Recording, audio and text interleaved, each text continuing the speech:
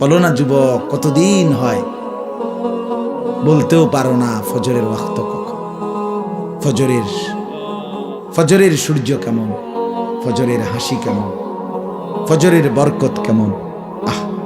আল্লাহ তাআলা বলেন ও কোরআন আল ফজর আই সালাত আল ফজর। বাকি ফজরের নামাজকে কোরআন বলা হয়, মানে ফজরের নামাজ এটার নামাজও, আর এটার নামাজটাই কোরআন।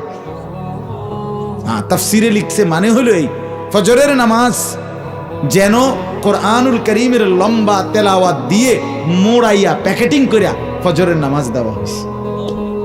ফজরের নামাজ যেন কোরআন মোড়ানো, কোরআন দ্বারা প্যাকেটিং করা। এই জন্য ফজরের নামাজের তেলাওয়াত কোরআন শরীফ লম্বা হয়, লম্বা হয় না?